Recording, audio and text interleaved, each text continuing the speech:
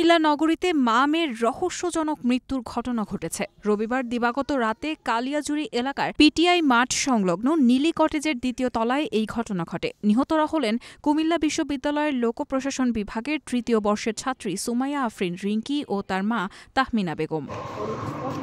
স্থানীয়দের বরাত দিয়ে জানা যায়, রবিবার দিবাগত রাতে 11:30টার দিকে নিহতের বড় ছেলে ঢাকা থেকে বাসায় ফিরে দরজা খোলা পান। ভেতরে গিয়ে মা তাহমিনা বেগম এবং ছোট বোন সুমাইয়া আফরিন রিঙ্কিকে খাটে শুয়ে থাকতে দেখেন। তিনি তখন ছোট ভাইয়ের আসার অপেক্ষা করেন। ছোট ভাই বাসায় আসার পরও তাদের কোনো নড়াচড়া না দেখে ডাকতে গেলে মৃত অবস্থায় পান বলে জানা গেছে। স্থানীয় বাসিন্দা ও নীলি কটেজের মালিক আনিসুর রহমান বলেন, আমি তাৎক্ষণিক ঘটনাস্থলে গিয়ে দেখি দুইটি আলাদা কক্ষে মা ও মেয়ের মরদেহ পড়ে আছে। আমার আম্মা বাংলা বন্ধু থেকে মায়ের সঙ্গে চলে গেছে। আমি বললাম, কি বলো তোমরা, কি বলো মায়ের ছুঁড়ে চলে গেছে মানে তোমরা গেট পেট টাকাইছো না?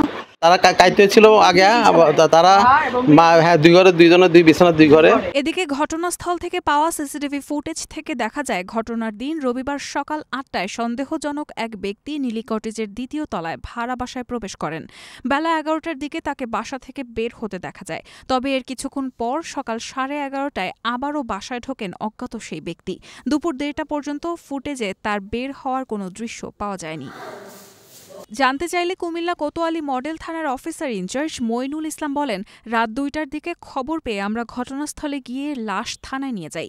নিহত মেয়ের গলায় হালকা দাগ রয়েছে এবং মায়ের চোখের রক্তের চিহ্ন পেয়েছি। সিসিটিভি বিশ্লেষণ করে আমরা তদন্ত করছি। তদন্ত শেষে বিস্তারিত বলা যাবে। তার মায়ের চোখে একটু রক্তের দেখা যায়, রক্তের মতো দেখা যায়। আর মেয়ের গায়ে আঘাতের কোনো চিহ্ন পাওয়া যায়নি। গলায় ছোট কালো একটা দাগ আছে মেয়েটার গায়ে, আর মায়ের গায়ে শুধু চোখের একটু রক্তের দাগ দেখা যায় আর কি। এছাড়া আঘাতের কোনো গুরুত্বপূর্ণ আমরা পাইনি, গুরুতর কোনো আঘাত বা জখমের জন্য মনে হয় না।